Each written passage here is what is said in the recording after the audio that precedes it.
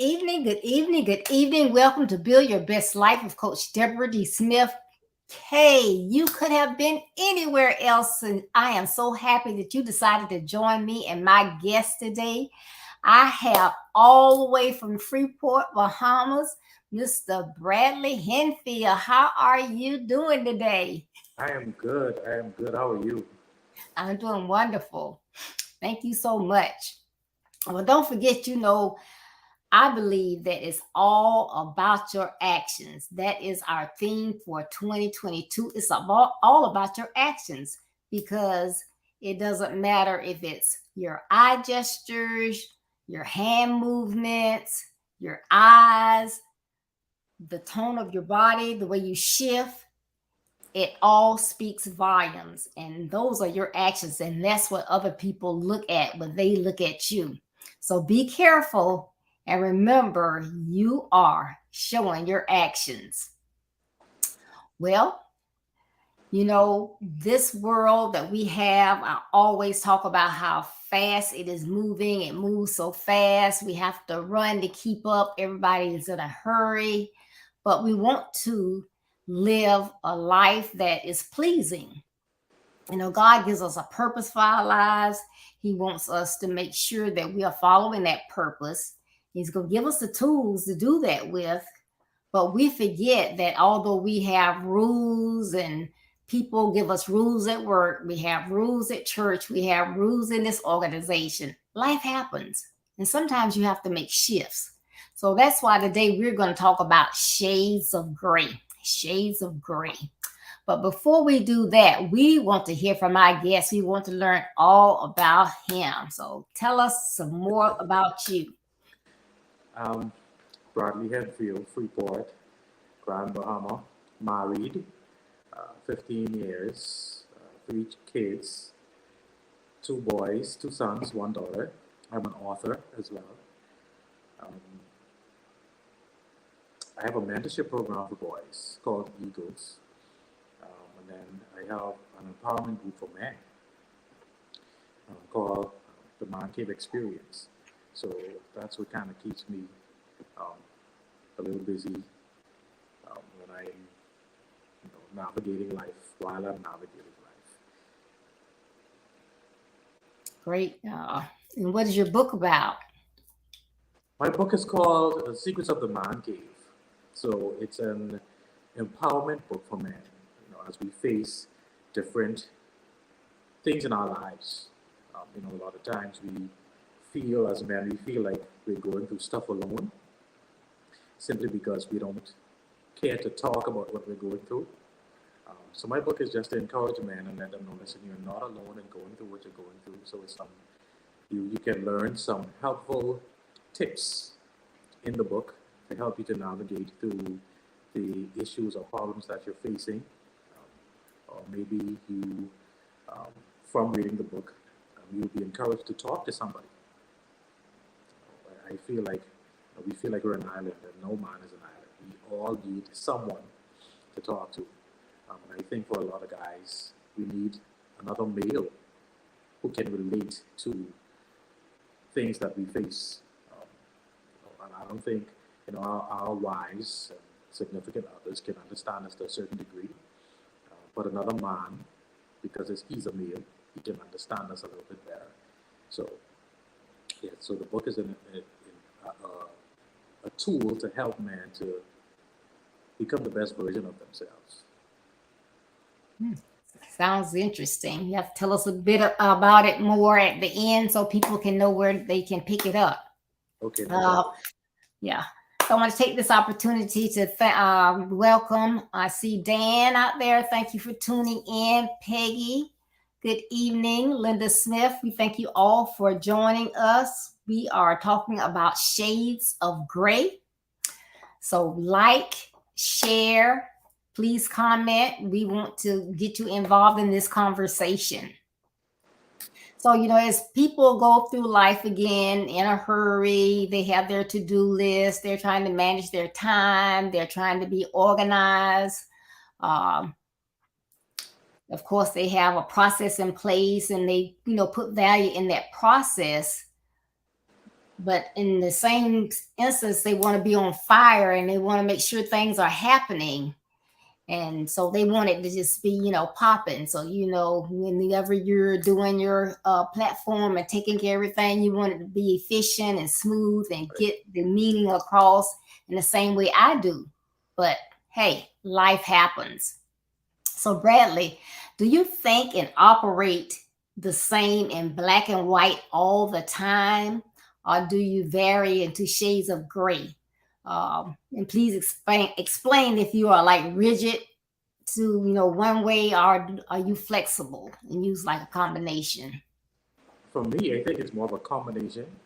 I think anyone that's rigid is miserable simply because if things aren't going the way that you think that they should, you become a miserable person and you begin to snap at people, and it's not good. So I think one should be more open and flexible. So I think shades of gray is is is better to navigate. Or even, like I say, a combination of both. There are times when you can be rigid and you shouldn't stray away from certain details for stuff. And then there are times when, like you say, life happens, things happen. You have no control over it. So what are you going to do? You have to adjust. So for me, I think it's a combination of both. And if people live their life that way, where it's a combination of both and not be so rigid, then you'll enjoy life more. There's a saying that says rules are made to be broken. Right. So sometimes you have to break your own rules. Sometimes you have to break your own rules. You have to come out of that stringent, okay, X, Y, Z, and it has to happen this way. Sometimes you have to break out of that and try things another way. So I think it's good to operate in both. Okay, I agree. Sounds good. Yep. So, I know you work with young men as well, and that is very, very rewarding. I know it on a personal level. Yet, understandably, you are dealing with so many different personalities because no two people are alike, and they may wake up one day in one mood and the next day they're a totally different person. So, what do you teach them about flexibility and how it relates to adhering to the rules? So, you got rules, but then how does flexibility fit into that? I think um, want to know when to be flexible. Um, I jokingly said that the rules are made to be broken, um, but there are times where you can't break the rules, and when you break the rules, there are consequences. Um, but then there are times when rules can be flexible, and I think it's just a matter of um, being open to having a conversation, having a conversation about the rules, because it affects everyone differently. Rules are just a guideline, and though we want to keep um, what's the word I'm looking for? Control Mm. of certain situations. There are times when flexibility can come into play. So it's just a matter of having a conversation and finding out. Listen, I understand that these are the rules, but X, Y, Z is the case. Can this happen, or can we do this, or how much of this can I do? How much of this can I not do? So I think we have to teach people. You don't have to be so objective to rules. There are rules everywhere. Like you said, there are rules at work, there are rules at church, there are at home. You have rules for your kids. Um, when you travel, there are rules you have to follow. Like there are rules around us everywhere, and some of those rules, I mean, we have to be flexible. Like the rules, sometimes they are not flexible on the rules, so we have to adjust, even though it might not fit, what we're used to or whatever. When we travel, when they tell you, okay, you have to take off your shoes and take off your belt and take off your watch, you don't question that. All right. We just go with what it is. When we go through, you have to go through the scanner. You just go. We just do it. And in some cases, you went into taking off, shoes, and after all you don't do to get dressed, all you don't do to get dressed to travel. Now you have to basically almost undress. Um, so I think it's a matter of having a conversation about being flexible when it comes to different people. It's like it affects everybody differently. So, like you say, different personalities, different things affect people differently. So just be flexible. All right, you hear that? Be flexible. Now, I don't see any comments out here, so I need y'all to get engaged in this topic. This is a topic that will benefit our young men. It can help our educators, our pastors, everyone. So we need you to get engaged and make sure you share and comment. I have another question as far as, I guess I would say, taking initiative. So can you give us some helpful tips that will assist like students in taking more initiative in their own actions, not waiting for someone to tell them what to do or whatever, but to get more enthusiastic about life and what they need to do to be successful? I think it's a matter of how bad you want something. Um, I think when you want something bad enough, you don't wait for someone to tell you, okay, you have to do this and you have to do that. I think when you want it bad enough, you take that initiative and go after what it is that you want. You do the research, um, you put the time in. Anything that you want to do or you want to accomplish, it's going to take some work.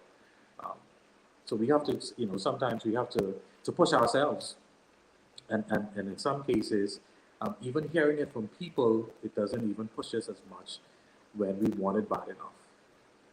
Some people, they would encourage us, and sometimes you still feel like, oh yeah, well, I hear you, and you don't take it um, at face value. So I think it's just a matter of wanting it bad enough and pushing yourself to the limit. And I think once you do that, it encourages those persons around you as well to want to take the initiative to go and do what they need to do to pursue their dreams, their goals, their visions. Even schoolwork. Schoolwork, it ain't easy being in school. It isn't easy being a student. So just to push yourself to get homework done. I just did a course the other day, and I think for me, and this is what works for me. I think pressure pushes me. Pressure pushes me. So at the last minute, I could have, like we did, I think it was like one class a month or something like that. And we had the rest of the month to complete the assignment. And the week of the assignment being due, I'm just doing the assignment. Like I had 4 weeks. I had 4 weeks to complete the assignment. So for me, it's more about feeling that pressure. I need that pressure to push me. I think I produce some of my best work under pressure. But that's just me. Some Right. people, they need more time. Some people need the time to do the research, to put in the work, to find what they need to find to get the work done.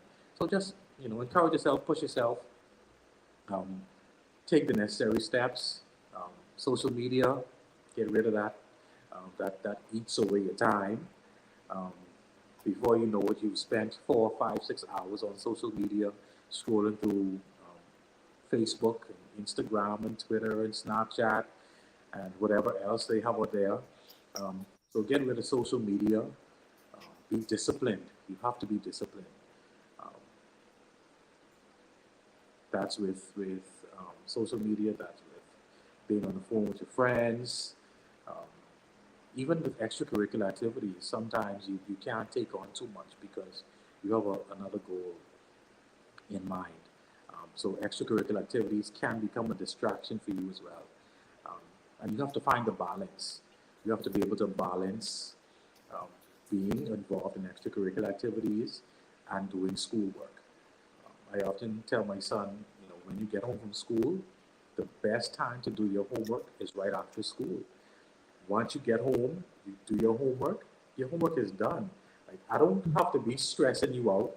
You don't have to hear my mouth rowing um, you to go and do homework. Once your homework is done, like, I'm a stickler for getting work done. Like, do your work, and after your work is completed, you can do whatever you want to do. You could spend as much time on social media as you want to once your work is done. But Right. nowadays, children, um, that's like cursing at them. What? I just come from school for 7 hours. You want me to come home and sit down and do homework for another hour or two? No, no, I need a break. Um, but little that they know, that's the best time to do it because stuff is fresh in your mind. Um, Mhm. so you have to be disciplined and get it done. I think, for the most part, once you do it and get it out of the way, you have more time. You could relax, um, and you could even go back at it because maybe you think about something that I wasn't too sure about that. But if Right. you wait till late at night and you do it just before going to bed, you don't have time to think about anything. You go to bed, you wake up, you go to school, you have to hand in that assignment. Um, so you don't have time to go back and check or correct anything. So yeah, so be disciplined, limit your social media activity, um, and find balance. That's good. All right. Limit your social media. Um, stay And gaming, balanced. sorry, gaming as well. A lot of kids into gaming too. Gaming. Oh yeah, Yeah, that's big. yeah. They spend a lot of time playing games. All right. When they get on those games, they don't want to get off. I remember my son, we could call it, let's eat. Okay. Okay, I called you 15 minutes ago. Okay, but I can't stop right now. Oh, yeah, you're going to stop. But I'm playing somebody. That is your problem if you don't get in here. So that takes a lot of time. Yes. Yeah. Yeah, so you need to limit those type activities. And I agree, come home, get your homework done. That's just like, on the weekend. You got the whole weekend, but you rather wait till Sunday night. Yes, You're yes. tired. Like you say, you don't have opportunity to do it, then look over it. Do it when you get home on Friday. And And be then you're finished. free. I guess they just like to hear parents making noise. I think that's what it is. I was gonna say, I don't think you want to hear my mouth. So, I just do it. Yep. All right. Well, relationships now, they are essential Oh, at all ages. I don't care what age you are. And, individuals, they have relationship with peers. Now, a lot of times those relationships become toxic. Um, and although they may sense, hey, that person is really not good for me, but that's been my dog since we was 3, we went to school together, and you may say, you might want to look into that. They don't want to hear that, that's my friend. And so they got to remain my friend. So regardless of what that person is doing, if it's something that's going to get me in trouble or whatever, I just want to keep doing it. In your opinion, why is it so hard for young people to let go of those toxic relationships they have with their peers? oh, that's a big question. That's a loaded question. I think toxic is addictive. Mm. Toxic is addictive. And I think, um, like you say, even though I think for some it comes down to loyalty. And even though they know and they're aware of things that the other person they may be involved in or they do, um, because I'm loyal to this person, or I, like you say, I've known this person since I was 3. We've been, from kindergarten together. Um, this is my friend, and they don't see an issue with it. Um, but I think it's addictive. It's almost like um, you know that you shouldn't do something, but you're doing it anyway. Like sin. Sin is sweet. You know that you shouldn't sin, but it's sweet. So I think that's how toxic relationships are. No matter how bad it is, and I think the worse, the more toxic it is, the more attached you become to it. And I think that all boils down to us being a part of something.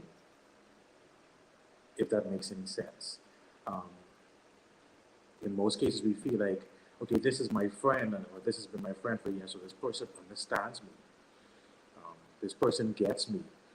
So I don't want to lose this person who gets me and understands me to go and find somebody new now that I have to get to know. Um, and if I do something because this person is doing whatever they're doing, they can cover for me. So I know that they're toxic, and I know that I shouldn't be friends with this person, but I know that if I do something that I shouldn't do and they're around, they got my back. That's my dog. That's my homeboy. That's my homegirl. And so I think it's something.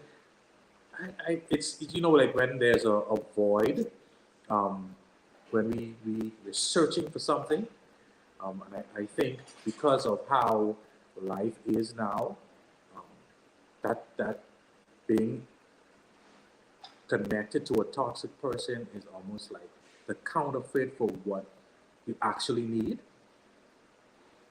It almost takes the place of what it is that you actually need. Um, so I think we need to. I don't know how it is that we could. I guess it's a matter of having a conversation with not just if it's our child, not just our child or children, but have a conversation with the friend as well, because maybe their parents aren't talking to them about their toxicity. Maybe their parents don't see it, or maybe their parents don't know how to have the conversation about it, or maybe they just don't want to address it, or they've addressed it and they're just tired. Um, so sometimes hearing it from somebody else, um, and in most cases that's how it normally works. When you hear it from someone else, okay, listen, you've been your behavior over the past couple of years or past couple of months, this isn't you. Like I've known you since you were in kindergarten. And this is not the type of person that I know you to be. This is something that you need to work on, and something you need to look into. And in most cases, when we hear it from somebody else, is when we receive it better. Um, so I think it's just a matter of sitting down, having a conversation, and letting them know, listen, there's more to life than this path that you're taking. Um, you can have a better life, or you can accomplish things without going down this path. Um, so sit down and have a conversation with them, and see where that leads. Yeah, it's very important to have those conversations and just really listen to what they're saying. Are they understanding Right. where you're coming from? And I think a lot of times they feel like they're misunderstood as well. Um, so when we sit down as the adults in the room, we can't sit down with, okay, yeah, I hear you, but we can't have that approach. We have to not just listen, but we have to listen and understand where they are at, and maybe we'll hear and hear, and we'll understand. Okay, this is why this is happening, or this is why they respond this way to certain things, um, so we can help them better. Yes. Okay, so what advice would you give teenagers and young adults about the people that they choose to have in their circle? So, Circles are so important. I feel like they're a combination of people that you need in your circle. Of course, nobody wants um, anybody in their circle who is going to be negative all the time, who's going to talk about them and all this other stuff. But I feel like sometimes those persons are necessary to have in your circle. Let's take Jesus, for example. Judas was in his circle. Judas had a purpose. And I think that we need certain people in our circles so that we can accomplish what it is that we need to accomplish. As much as we may not want to deal with those people or have them around us, they push us to be the best version of ourselves, simply because if you're going to talk about me, you're going to talk about the best version of me. I'm not going to give you anything negative to talk about. So those people push us to be our best selves. But it is very important in selecting those persons that we have closest to us, um, because those people, like I say, they push us to. Or if you have enough of those negative people they will pull us away from, because they'll discourage us from pursuing what it is that we need to accomplish. So we have to find a balance in our circles. We shouldn't be competing with people in our circles. If you have someone in your circle that's always comparing themselves to you, and oh, I have this and you have that, and like those people you really don't need in your circle, because at some point somebody is gonna flip the script, and it ain't gonna be pretty. So I don't need you in my circle if you're going to be comparing yourself to me all the time. You have a goal, I have a goal, everybody in the circle has a goal. We're going to push each other to accomplish what it is they need to accomplish, and we're going to celebrate each other. Once we win, every small win, we celebrate each other. So we need those cheerleaders in our circles as well. But you gotta have that one person that's going to be there, who can be like that little bee in your ear. Mhm. Because even though they say that they celebrate you in your face, but in actuality, that they're the one who is going out there and saying whatever behind your back. And that's all well and good. I know how to deal with you. I don't need you to put up a front for me. If that's how you are, then okay, cool. That's cool. I know how to deal with you. I know how to be around you. I know how much information to let out when I'm around you. Um, but we have to choose. We have to choose those persons that are going to push us. We need those nudgers in our circles so that we can do what it is that we need to do. Life is so short. It's so. A lot of times, I think we take so much things for granted. We take so much people for granted. Right. We don't realize how short life really is. Um, just for example, over the past couple of weeks, maybe since the middle of July to now, we've had so many young persons that have drowned. Like their classmates starting school in a matter of weeks, and they're not going to be there. Like you would never think that school is starting and this person isn't here. Right. So we have to not take anything for granted, not take people for granted. Everybody serves a purpose. Everybody serves a purpose in our lives. Everybody comes into our life for a reason. Once we find out and discover what that reason is, um, then we will be in a better place, in a better position. We know how to deal with people. We know how to handle people, and people know how to handle us once they know why we're here. People come into our life for a reason, for a season and a lifetime. We just That's have to right. know the difference. We just got to learn those different phases for people coming into our lives and in our circles.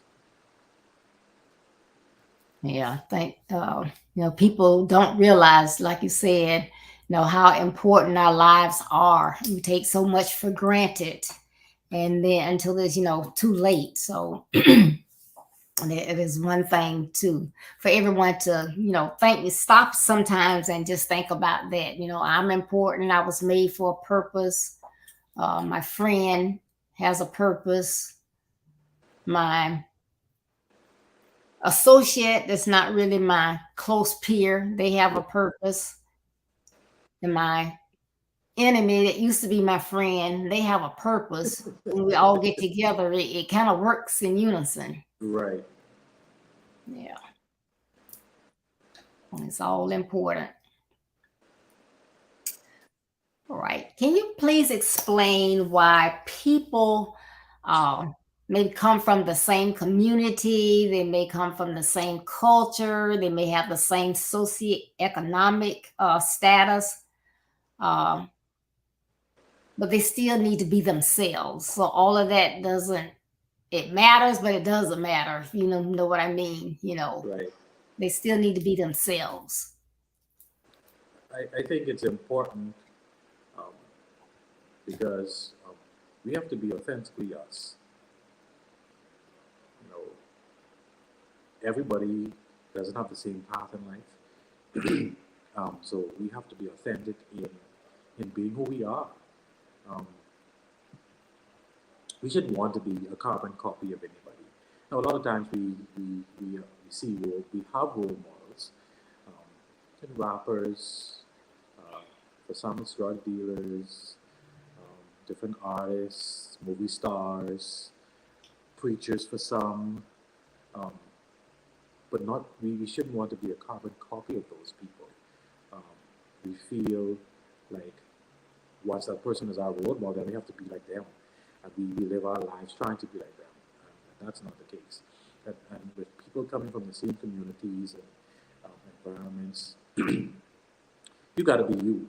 Just be authentically you. Yes. All of us were put here for a reason, for a purpose. Um, all of us have our individuality. Um, so I wouldn't want to get to know you and you be pretending to be somebody else. So when the real you decide to show up, I'm trying to figure out who this person is. Like I don't know this person. So if we be authentically ourselves, we just find out who we are. I think that's the first step. We need to figure out who we are. Once we figure out who we are, we can be authentically us, and people can love and respect and appreciate us for being ourselves and not trying to be like anybody else. Yes, you have role models and you can take some things from their lives, some principles, or whatever they live by, and you can apply some of those things to your life. But don't try to be like that person. Don't try to imitate their lives. Don't even try to imitate people from your community. Don't try to imitate your parents. Don't try to imitate anybody. Try to imitate Jesus. Try and be like Jesus. That's the one person to imitate. But even so, even that, still be authentically you. Like be yourself, and people will love you and respect and appreciate you so much more when you are you. And I think we have to teach, especially our young people, that because they are so lost in trying to be like their peers. Like if we're in a clique together, this when you see one, you see everybody. Like everybody Right. acts the same. They try and talk the same. They dress the same. It's I don't know. Like just be you. You could be different and be in the clique. Mm-hmm. Like if you don't want me in the clique for being me, if you don't want me in the clique for being different, then your loss. That's your loss at the end of the day. Because I bring something valuable to the table. And if you don't want a party or circle, then that's fine by me. But we have to learn to teach our children how to be authentically themselves and not be like what they see. Yes. It's so important to be yourself. When you look in the mirror, you should be able to relate with that person that you see. And what I teach a lot of times is you are so busy trying to be that other person. Well, I wish I could speak like that person. Oh, I wish I could write like that person. But while you are trying to be like that person, there's somebody watching you. Right? There's some good Exactly. in you. So take what you have in you, your purpose that you have for your life, and make that the best that you can make it. Because somebody's watching you. It's God so didn't make any mistakes.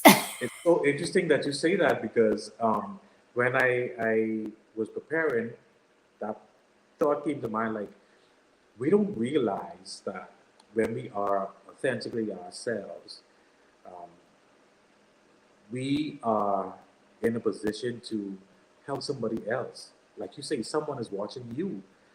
So if you're pretending to be somebody else, they won't get what they need to get from you because you're trying to be like somebody else. But when you be yourself, when you walk in who God created you to be, then that person can see, okay, I can be different. I can do this and still be myself. I don't have to become a part of the status quo. I don't have to become a statistic. I don't have to do this that way. I can come from here and still accomplish. There was my one of my grandmothers. Every time I go to visit, she would always tell me, Bradley, I don't ever want to see you hanging out on the corner with them boys.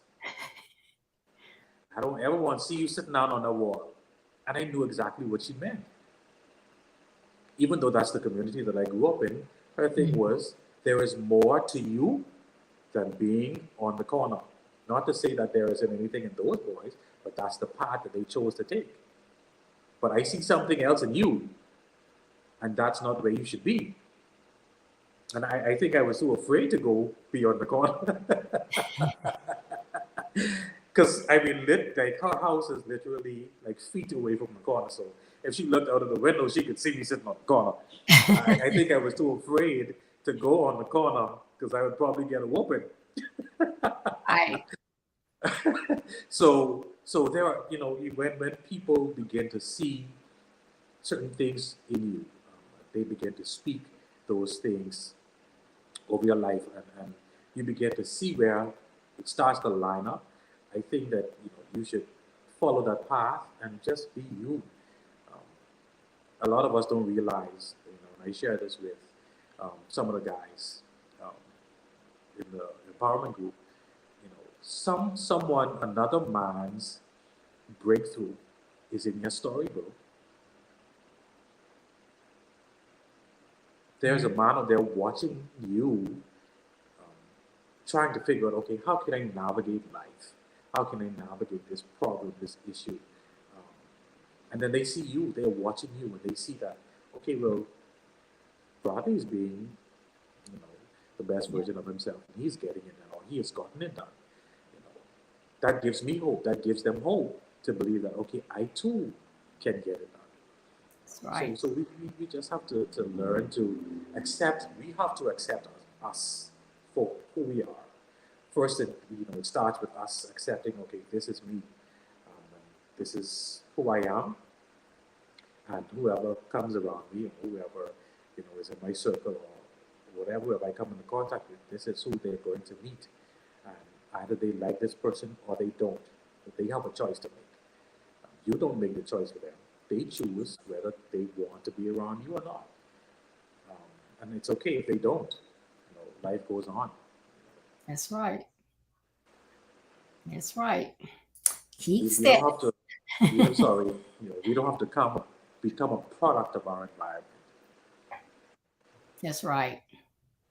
Yep. You know who you are and whose you are. You be yourself and keep moving. Keep it moving. So, Bradley, as we prepare to close, please provide our young people some tips on focusing with intentionality, realism, and enthusiasm to build their best lives. Okay, so I think in being intentional, it helps you to stay focused. It helps you to remain focused on what it is you have set before you. It helps you to go after what it is that you need with laser vision once you're intentional. And I think if one lacks enthusiasm, then their dream dies. So want to be enthusiastic about life. Be enthusiastic about what it is that you want to accomplish. Because it's very easy to lose that enthusiasm. It's very easy to get distracted. There's so many things out there that can take us away from what it is that we need to do. And sometimes you get in a place where you just don't feel like things are working out, or you lose that oomph. And if you're not enthusiastic about it, it can easily dwindle away when you have to go and find that again. So try to be as enthusiastic as possible and continue to push yourself. You won't have people around you to push you all the time. And in those times, you have to push yourself. You have to be your own cheerleader most of the time. So there's nothing wrong with cheering yourself on. And then I think that focusing on realism, you see things for what it is, and then you adjust accordingly. Not everything is going to be black and white. And it goes back to the conversation starter. There are shades of gray. So even though you're a realist and you see things for what it is, I I think um, you have to be open to adjusting yourself to things being or happening another way. Um, Shades of Grey isn't as bad as we think it is when we look at it, because being so stringent and rigid, like I said earlier, makes you miserable. So even in being a realist, and you're open to to things happening, life happening, um, it makes it a little bit easier to navigate life in general. Yeah. Thank you. So that was so good. I like those tidbits that you just gave. So, hi, Cynthia. Thank you for tuning in today. So, this topic, I believe, will help our young men. So, please make sure that you share. The site never goes down. The video is going to be there. So, please, please, please share. It's not too late to leave your comments. We appreciate you coming on to listen to this topic today. And Bradley, can you go ahead and tell people again about your book and how they can get a copy of that book? If you're doing anything on social media as well. For the book, it is on Amazon, Secrets of the Man Cave, um, as well as payhip.com for the e-readers. So you can get the paperback copy from Amazon, or you can download the ebook. Um, it is, well, there may be some people here at Freeport that are listening as well. So I have copies of the book as well. So if you need a copy, you can hit me up to get your copy. You can find me on Instagram, Facebook, Bradley Hendfield. Just look for the handsome guy. I'm not doing anything right now, but I do plan on doing something pretty soon. So a flyer should come out soon with what I'm doing. Um, I am trying to put something together locally though, for married men and married couples. Um, so that's something that I'm working on in the very, very, very near future. Okay, that's great. So look for Bradley on social media and look for his book, Secrets of the Man. Is it Man? What's that? Man Cave. Man Cave. Secrets of the Man Cave. I thought that's what it was, but my handwriting does not look like Man Cave. And you can get that on Amazon if you're in Freeport. He has copies. Please follow him because he's doing great work. And we appreciate again you coming on today. Please join us, everyone, on Thursday at 6:30 p.m. Eastern Standard Time. We're going to be talking about quiet time. Quiet time. And you have to tune in to get more about that quiet time. But as well, I would appreciate it if you would visit my website, www.buildyourbestlife.org. It's www.buildyourbestlife.org. You can find out all about Build Your Best Life. You can read my blog that comes out each Monday. You can find my calendar of events. It has all the events out there. As well, you can visit my store to see the services that I offer, which is speaking, webinar speaking, coaching, consultations, and you can get an autographed copy of my book, Build Your Best Life. It's an excellent book. It's not only for our young men, but it's for educators, pastors, parents, grandparents, neighbors. It makes an excellent gift. But it is all about overcoming those obstacles and building on your credibility and building your best life. So please visit my website. Again, thank you so much for tuning in today. And remember, as you go on your life to be the best that you can be, you will run into distractions, rough terrain, and detours. Don't let any of those negative aspects of your journey stop you. They may slow you down, but keep going to be a better you so that you can build your best life. And remember, Building your best life is our business. That's not a slogan, it's our commitment. I love you. Be blessed. Stay safe. Thank you again, Bradley. Hope to have you back soon. No problem at all. Thank you so much, and see you all Thursday. Bye-bye.